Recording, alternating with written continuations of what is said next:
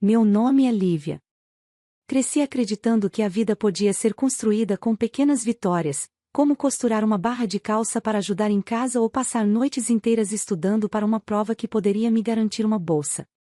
Meus pais sempre repetiam que dignidade era o maior patrimônio que alguém poderia carregar, e talvez por isso eu tenha aprendido desde cedo a caminhar com a cabeça erguida, mesmo quando o bolso estava vazio. Meu pai era pedreiro, mãos calejadas que ergueram casas que nunca seriam nossas, e minha mãe costurava para famílias ricas que a tratavam como invisível. Eu olhava para eles e prometia a mim mesma que encontraria um jeito de quebrar esse ciclo. Na adolescência, minha paixão pelos livros se tornou refúgio. Eu mergulhava nas histórias como quem encontra portais secretos para escapar de uma realidade dura. Era no silêncio da madrugada, iluminada pela chama trêmula de uma vela, que lia clássicos e escrevia redações que ninguém além de mim veria. Havia dias em que faltava comida na mesa, mas nunca faltou fé de que a educação me salvaria. Com o tempo, consegui bolsas de estudo e, mais tarde, a vaga como professora de literatura. Hoje, cada vez que vejo os olhos dos meus alunos brilharem ao entender uma metáfora ou ao se emocionarem com um poema, sinto que cumpro uma missão maior do que qualquer riqueza material poderia me dar. Foi em uma biblioteca que conheci Rafael.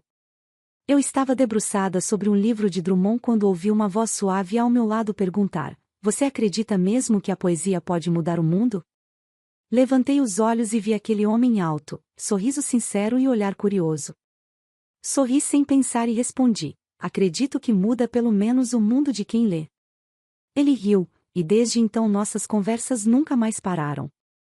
Rafael vinha de um universo totalmente diferente do meu. Filho de uma família rica, acostumado a festas luxuosas e viagens internacionais, mas em vez de se perder no próprio privilégio, ele parecia sedento por autenticidade.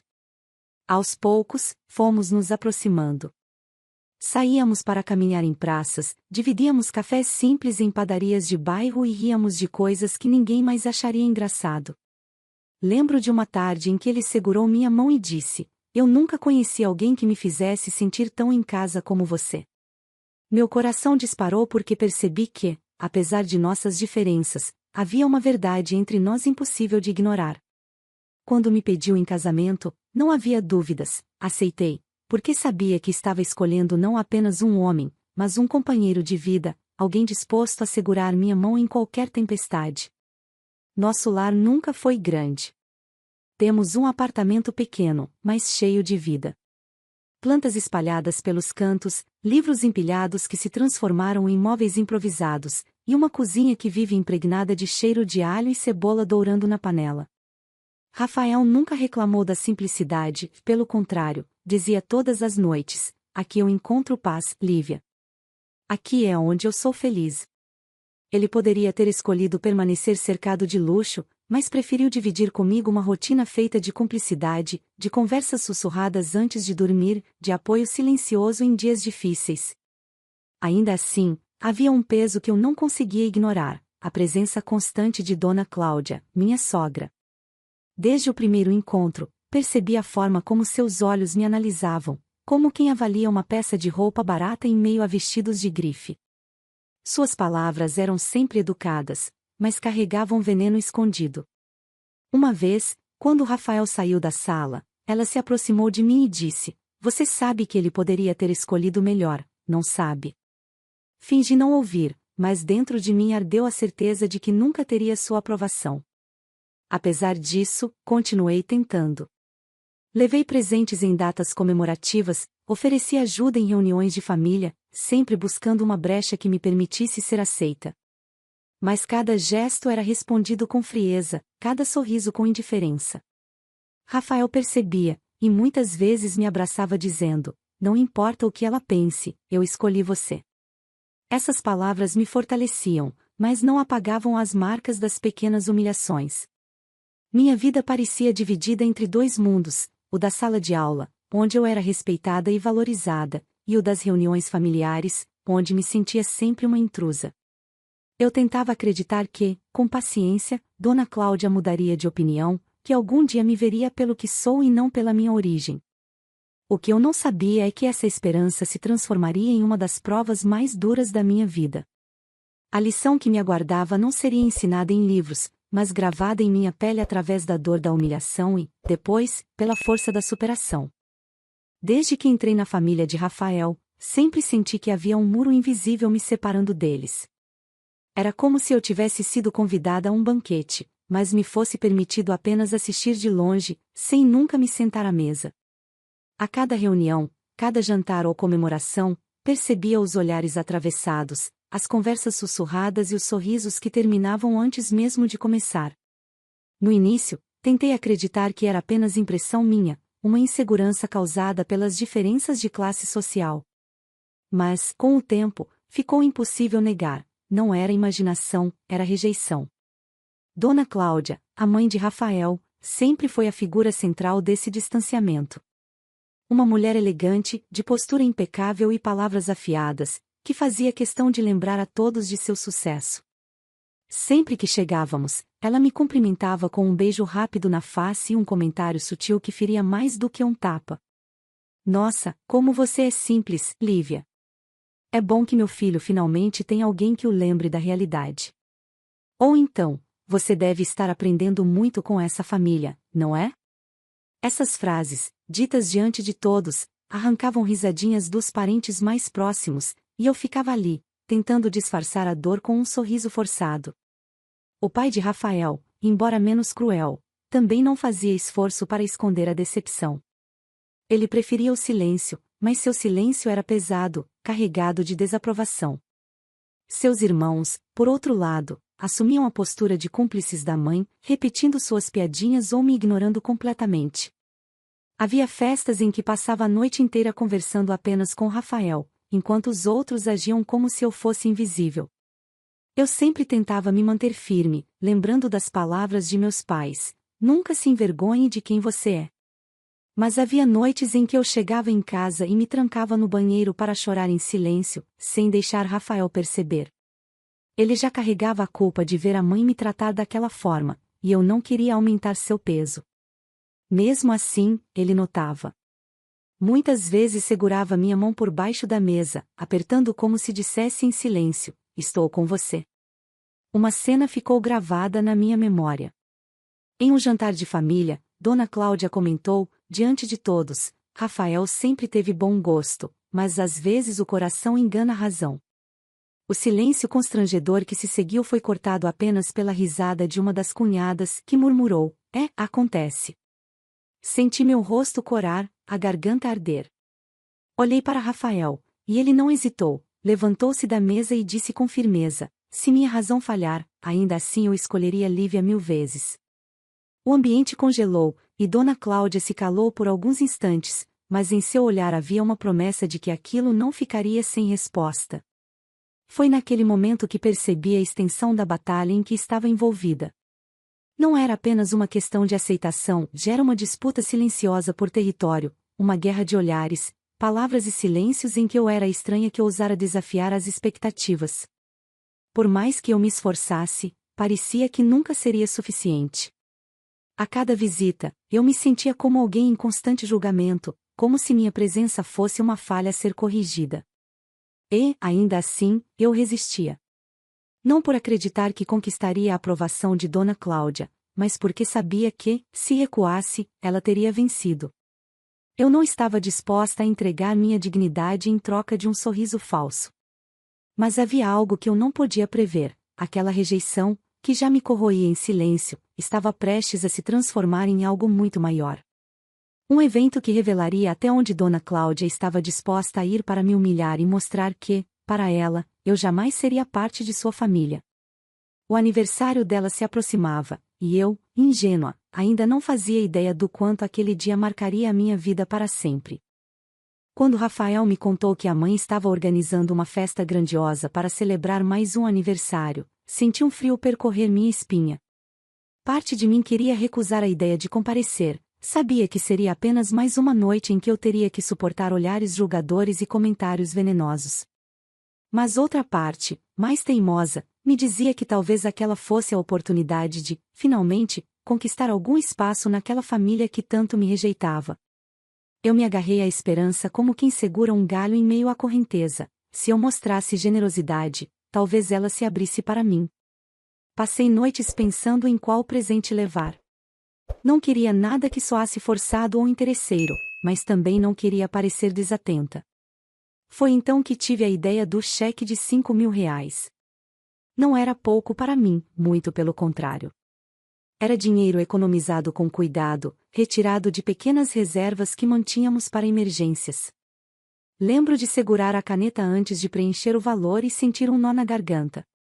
5.000 representavam muito do meu esforço, da minha luta, mas também poderiam simbolizar a minha disposição de dar algo significativo, como se fosse uma ponte entre mim e Dona Cláudia. Enquanto dobrava o cheque e o colocava em um envelope elegante, imaginei a reação dela.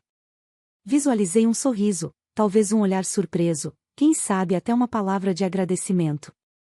Eu sabia que era uma fantasia, mas me permiti sonhar com esse gesto, porque queria acreditar que ainda havia espaço para uma trégua. Na semana que antecedeu a festa, preparei tudo com cuidado.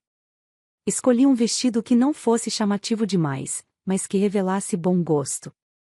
Passei horas ajustando a bainha, fazendo pequenos reparos, porque não tinha condições de comprar algo novo. Quando finalmente me olhei no espelho, senti orgulho. Eu não precisava de grifes para estar bonita, e queria que ela visse isso. Rafael, ao me ver pronta, me envolveu em um abraço e disse: "Você é a mulher mais linda que eu conheço. Não deixe ninguém convencê-la do contrário." Essas palavras me aqueceram por dentro, como se fossem uma armadura invisível. Ainda assim, no fundo do meu coração, havia uma ansiedade difícil de domar. Lembrei das festas passadas, do modo como eu sempre me sentia deslocada, e temi que o mesmo acontecesse novamente. Mas me apeguei à ideia de que, desta vez, tudo seria diferente. Afinal, quem poderia desprezar um presente tão generoso? Quem poderia negar a boa vontade de alguém que estava ali para somar e não para dividir? Na véspera do evento, sentei-me à mesa da cozinha com Rafael e compartilhei meus sentimentos. Ele segurou minha mão e disse: "Lívia, você não precisa provar nada para ninguém. Se quiser ir, eu vou com você. Se não quiser, nós dois ficamos em casa e celebramos à nossa maneira." Sorri com gratidão, mas respondi: "Eu quero ir. Não por ela, mas por mim. Quero saber que tentei, que não me rendi sem lutar." Naquela noite, enquanto o envelope com o cheque repousava sobre a mesa de cabeceira, senti uma estranha mistura de esperança e medo. Eu não sabia, mas aquele pedaço de papel carregava muito mais do que um presente. Era o símbolo da minha tentativa de conquistar respeito, de me afirmar diante de uma família que nunca me quis por perto. E, ao mesmo tempo, seria a faísca de uma revelação que mudaria para sempre o rumo da minha história. O dia da festa amanheceu como se fosse qualquer outro, mas dentro de mim havia uma mistura de ansiedade e esperança. Vesti o vestido que havia separado com tanto cuidado, prendi os cabelos de uma forma simples, mas elegante, e coloquei o envelope com o presente na bolsa. Antes de sair, olhei uma última vez para o espelho e tentei me convencer de que nada daria errado. Rafael me abraçou forte e disse: "Vai dar tudo certo, Lívia. Hoje será diferente." Eu queria acreditar. Chegamos à mansão pouco antes do início oficial da comemoração. As luzes já brilhavam intensas, refletindo nos vidros da fachada imponente. Carros de luxo estacionavam um atrás do outro, e eu me sentia um pouco deslocada naquele cenário, mas segurei firme na mão de Rafael. Caminhamos até a entrada, onde 2 seguranças controlavam a lista de convidados. Foi quando tudo desmoronou. O homem de terno preto olhou para o papel em suas mãos, depois para mim, e franziu o senho. "Seu nome não está aqui." Tentei manter a calma e respondi: "Deve estar, eu sou a esposa de Rafael." Ele voltou a conferir, e depois de alguns segundos disse com frieza: "O nome está sim, mas na lista de funcionários. A senhora está escalada como faxineira." As palavras bateram em mim como um soco no estômago. Senti meu rosto queimar, o chão desaparecer debaixo dos meus pés. Olhei ao redor e percebi que alguns convidados que aguardavam para entrar tinham ouvido. Vi risos contidos, cochichos rápidos. Minhas mãos tremiam. Rafael imediatamente se irritou, mas antes que ele pudesse reagir, peguei o celular e liguei para a aniversariante. Do outro lado da linha, a voz de Dona Cláudia soou clara, carregada de ironia. Ah, Lívia, eu achei que você fosse entender o recado. Seu lugar não é aqui, entre os convidados. Vá limpar o chão, é isso que combina com você. Senti meu coração gelar. Era como se cada palavra fosse uma lâmina, cortando qualquer ilusão que eu ainda pudesse ter engolido em seco, tentando não deixar que as lágrimas caíssem na frente de todos. Rafael tomou o celular da minha mão e tentou falar com ela, mas ela desligou sem dar chance. Fiquei ali, parada, observando o contraste entre o brilho da festa e a escuridão que me consumia por dentro. Pensei em todas as tentativas que fiz para agradá-la, nos presentes, nos gestos de gentileza, e percebi que nada nunca seria suficiente. Eu não era aceita e nunca seria, não importava o que fizesse.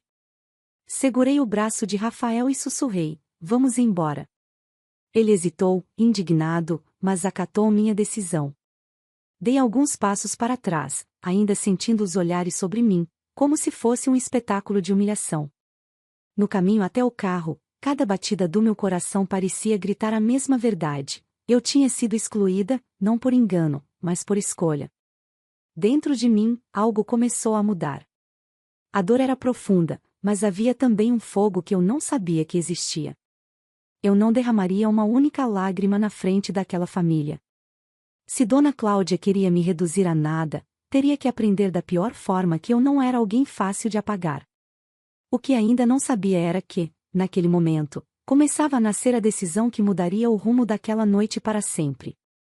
No silêncio pesado do carro, a mão de Rafael apertava a minha com tanta força que parecia querer impedir que eu me desmanchasse ali mesmo. Eu olhava pela janela, vendo as luzes da mansão ficarem cada vez mais distantes, e uma mistura de raiva e tristeza se acumulava dentro de mim. Era como se o ar estivesse preso no meu peito. Eu queria chorar, queria gritar, mas uma voz firme dentro de mim dizia: não. Não dê a ela esse prazer. Quando chegamos em casa, sentei-me à mesa da cozinha e coloquei a bolsa diante de mim. O envelope com o cheque repousava lá dentro, como se fosse um lembrete cruel de tudo o que eu tinha planejado. Olhei para ele longamente. 5.000 reais. Não era apenas dinheiro. Era sacrifício, era cada hora de trabalho, cada renúncia. Eu havia juntado esse valor pensando que poderia ser uma ponte entre nós.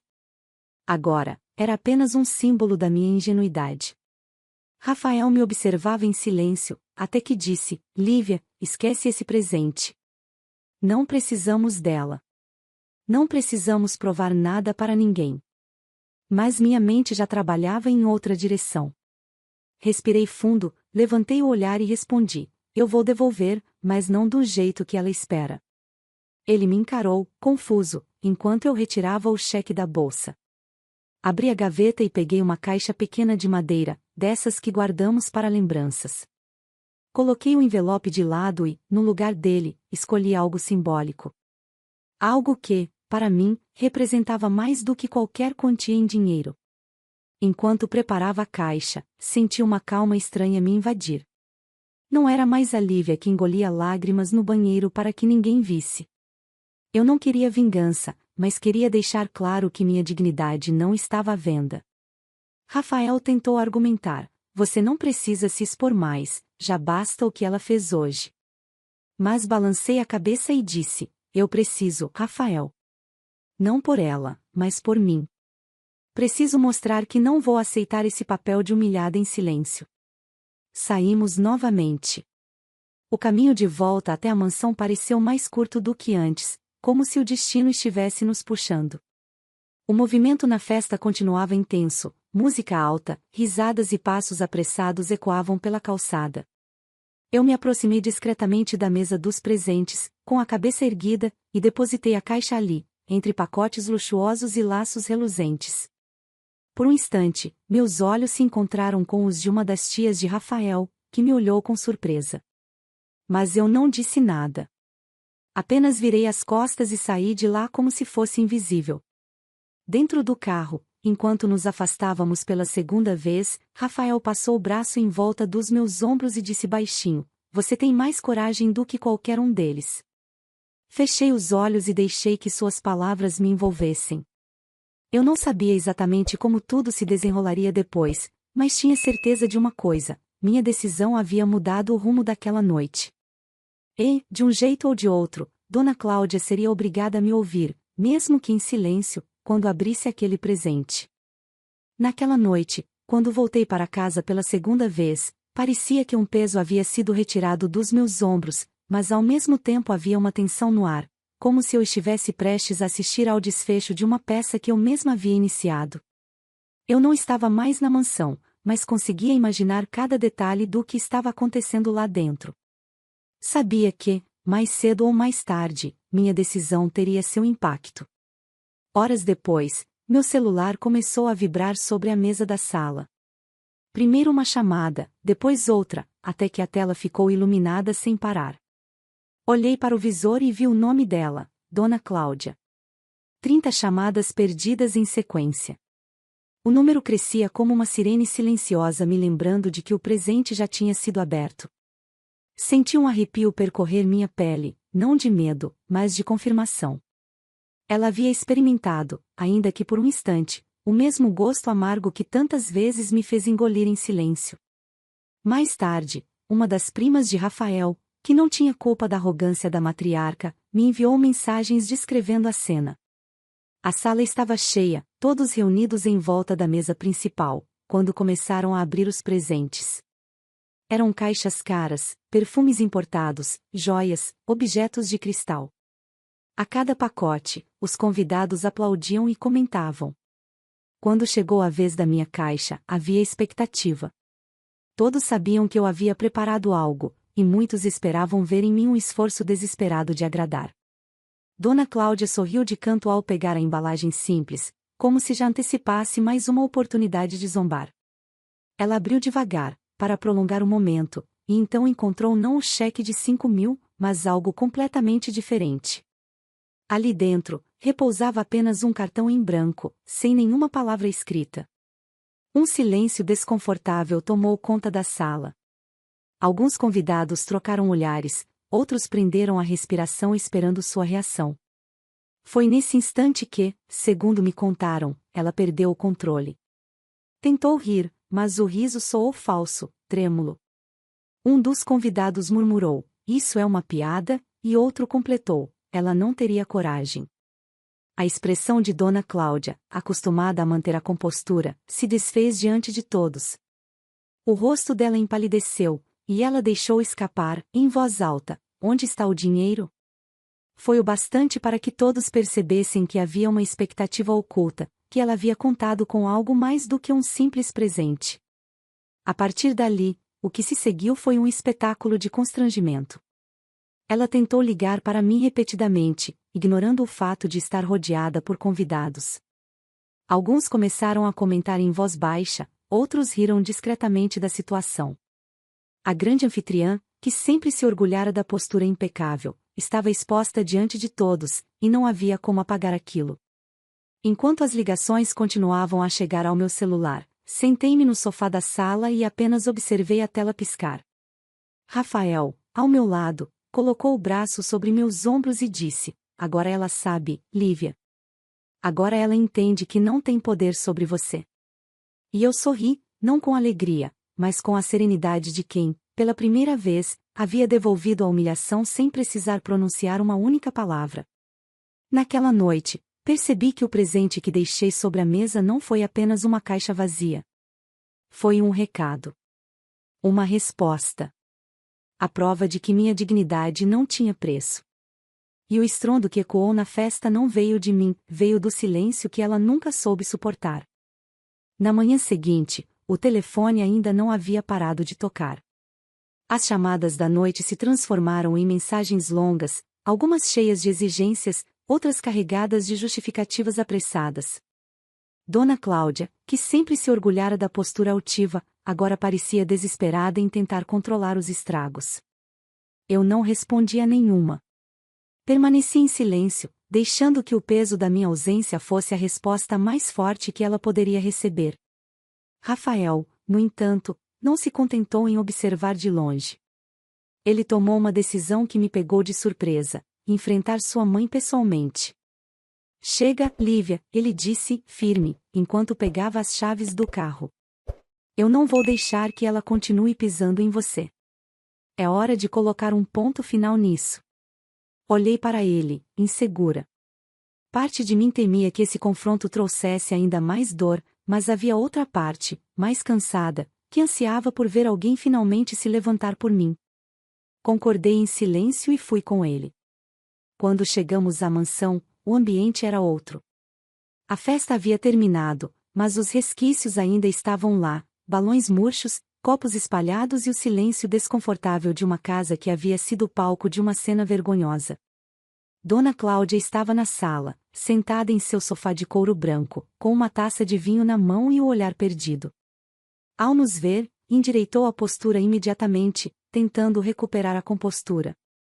Finalmente tiveram coragem de aparecer, ela disse, com a voz carregada de veneno, mas sem a firmeza de antes. Rafael não hesitou. Não estamos aqui para mais um jogo, mãe. Estamos aqui para deixar claro que o que você fez ontem foi inaceitável. Ela riu, um riso nervoso. Inaceitável? O que é inaceitável é uma mulher como essa, apontou para mim, achar que pode entrar na minha família e ser tratada como igual. Eu só coloquei as coisas em seus devidos lugares. Antes que eu pudesse responder, Rafael deu um passo à frente, e sua voz cortou o ar. Basta. Lívia é minha esposa. E se você não a respeitar, então não me respeita. Eu não vou permitir que continue tratando-a como lixo para satisfazer seu ego.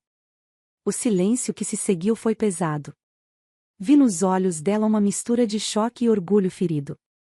Ninguém nunca havia falado com Dona Cláudia daquela forma. Os segundos se arrastaram como horas, até que ela tentou recuperar o controle. Você não entende, Rafael, eu só quero o melhor para você. Essa mulher vai te arrastar para baixo. Ele se voltou para mim e segurou minha mão com firmeza. Não, mãe. Ela me eleva todos os dias. O que me arrasta para baixo é essa guerra sem sentido que você insiste em travar. Se continuar assim, quem vai me perder não é ela, é você. As palavras dele ecoaram pelo salão como um veredito. Eu vi Dona Cláudia empalidecer, e pela primeira vez, sua arrogância se dissolveu em algo próximo do medo. Ela percebeu que estava prestes a perder o que mais valorizava, o controle sobre o próprio filho. Saímos de lá sem esperar resposta. No caminho de volta, Rafael permaneceu em silêncio, mas sua mão não largou a minha em nenhum momento. Dentro de mim, um misto de alívio e incredulidade se entrelaçava. Eu nunca havia imaginado que o confronto final aconteceria assim, diante dela, com Rafael expondo em voz alta aquilo que sempre senti em silêncio. Naquele instante, percebi que o jogo tinha mudado. Não era mais sobre tentar ser aceita. Era sobre não permitir ser diminuída. E, pela primeira vez, não éramos apenas eu contra Dona Cláudia. Éramos nós dois.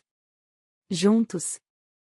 Naquela noite, já de volta em casa, fiquei longos minutos parada diante da mesa da cozinha, olhando para os pedaços do cheque que ainda repousavam dentro do envelope.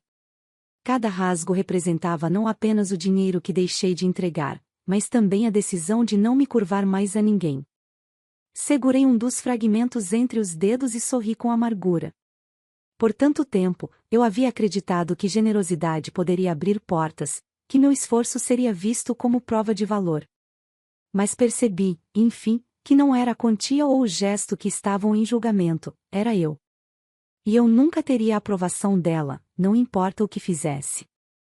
Sentei-me, puxei o envelope, com calma, terminei de rasgar os papéis em tiras finas, deixando que caíssem como neve sobre a mesa.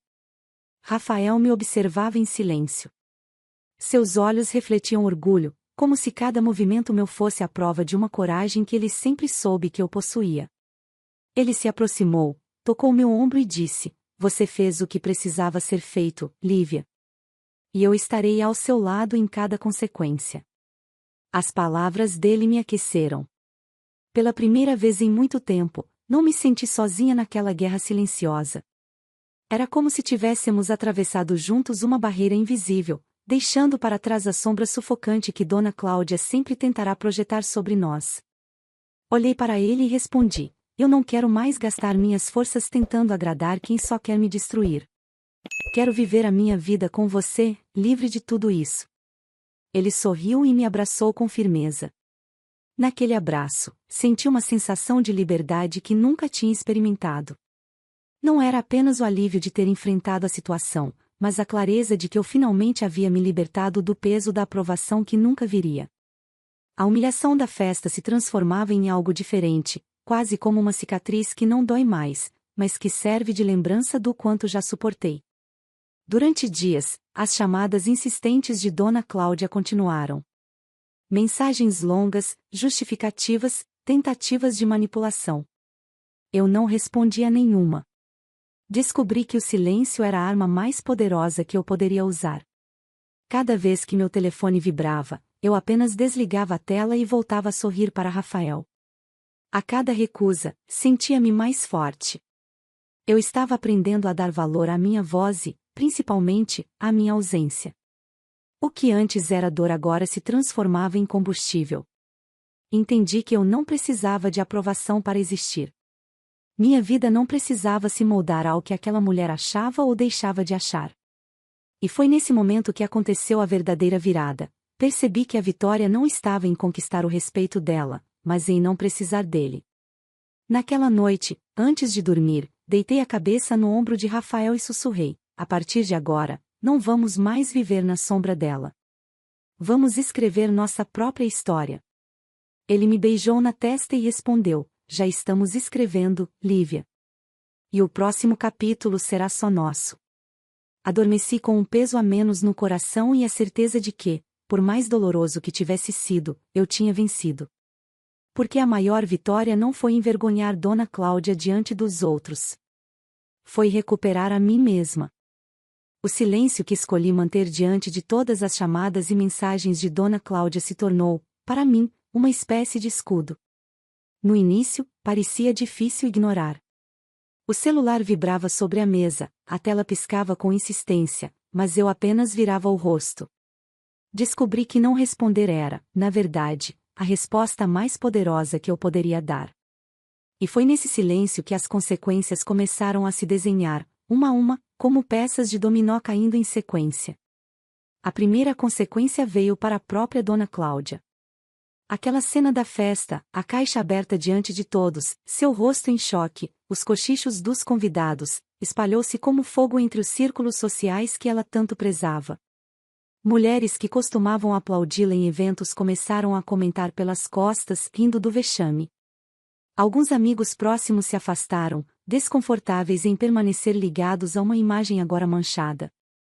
A empresária altiva e intocável havia se transformado em motivo de piada. E, no fundo, eu sabia, nada do que eu pudesse ter dito teria ferido mais do que ver sua reputação desmoronar diante dos próprios pares. O pai de Rafael, sempre acostumado a se manter neutro, não conseguiu mais sustentar a máscara de silêncio. A cobrança dos outros familiares caiu sobre ele também, como se fosse cúmplice da arrogância da esposa. E, em certo sentido, era. O silêncio dele havia permitido que a crueldade florescesse sem freios. Lembro-me de ouvir de uma tia de Rafael: seu pai não abriu a boca para defendê-la, e agora paga o preço junto com sua mãe. Pela primeira vez, ele começou a se isolar dentro da própria casa, como se o peso da omissão tivesse finalmente se tornado insuportável. Os irmãos de Rafael, que antes repetiam as piadas da mãe como ecos covardes, também sentiram as consequências. O constrangimento da festa manchou a imagem da família inteira. Entre os colegas de trabalho e conhecidos, passaram a ser questionados sobre o episódio. A arrogância que antes usavam contra mim agora se voltava contra eles, em forma de comentários irônicos e desconfiança. Perderam a pose, perderam o pedestal em que tanto se apoiavam. E então havia Rafael. Para ele, a consequência foi completamente diferente. Foi como se, ao enfrentar a mãe e me defender sem hesitar, ele tivesse se libertado de anos de submissão disfarçada de respeito. A cada dia que passava, eu via em seus olhos a leveza de quem escolheu o próprio caminho, mesmo que esse caminho contrariasse as expectativas da família.